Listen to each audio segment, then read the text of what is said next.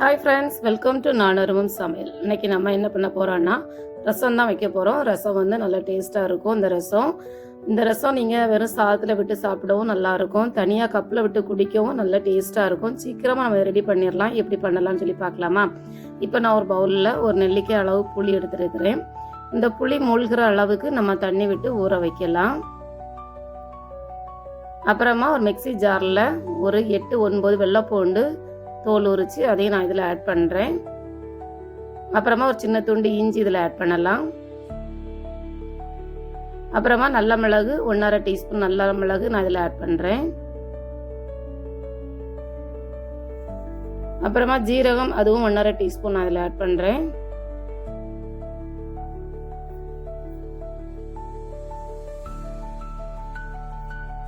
இப்போ கொஞ்சமாக கருவேப்பிலை இதில் ஆட் பண்ணலாம்.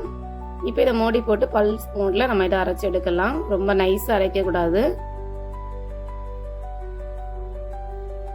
பாருங்கள், இப்போ நம்ம அரைச்சி எடுத்துகிட்டு வந்துட்டோம். இந்த பதத்தில் தான் நமக்கு இருக்கணும்.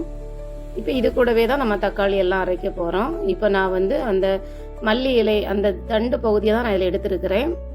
அப்புறமா ஒரு பச்சை மிளகாய். இந்த தண்டு பகுதி இதில் போடும்போது டேஸ்ட்டு சூப்பராக இருக்கும். ட்ரை பண்ணி பாருங்கள்.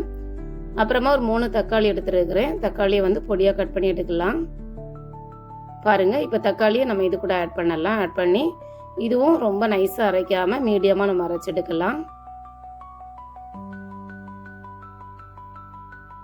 பாருங்கள், நம்ம அரைச்சி எடுத்துகிட்டு வந்துட்டோம்.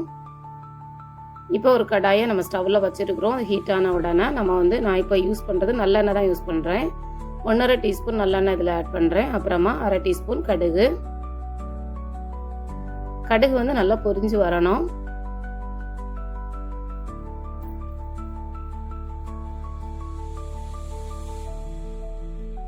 கடுகு நல்லா பொரிஞ்சு வந்த பிறகு ஒரு காஞ்ச மிளகாய் அதை பொடியாக கட் பண்ணி இதில் ஆட் பண்ணியிருக்கிறேன்.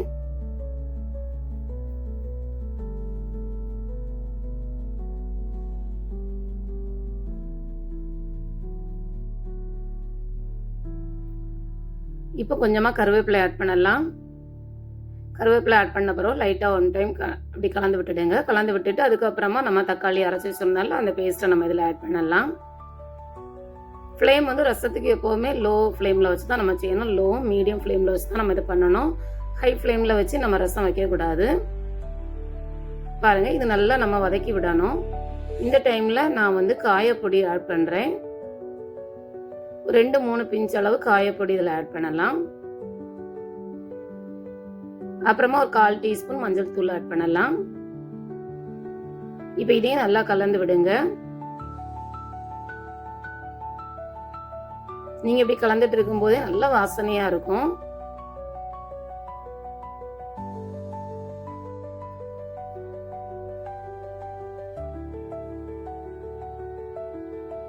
பாருங்க, நல்லா கலந்து விடுங்க. விட்டுட்டு இருக்கும்போது நம்ம இப்படி லைட்டா நமக்கு அந்த ஆயில் தனியா பிரிஞ்சு வரும் பாருங்க. அதுக்கப்புறம் 1 டைம் கூட நல்லா கலந்து விடுங்க.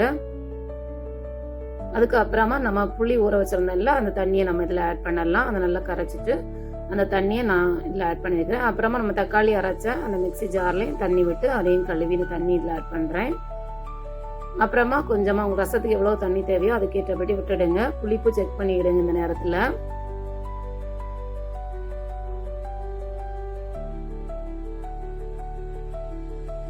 இப்போ ரசத்துக்கு தேவையான அளவு உப்பு நம்ம இதில் ஆட் பண்ணலாம்.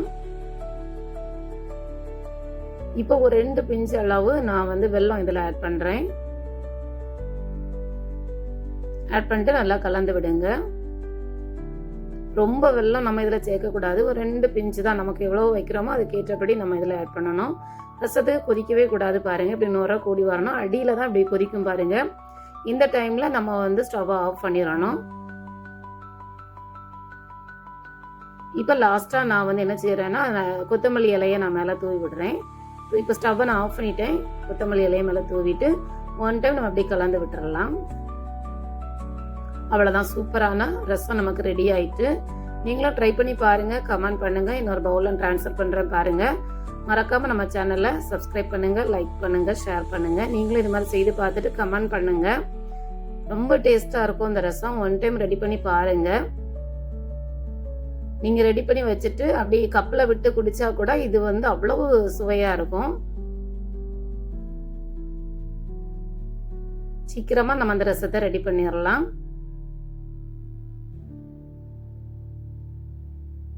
தேங்க்யூ.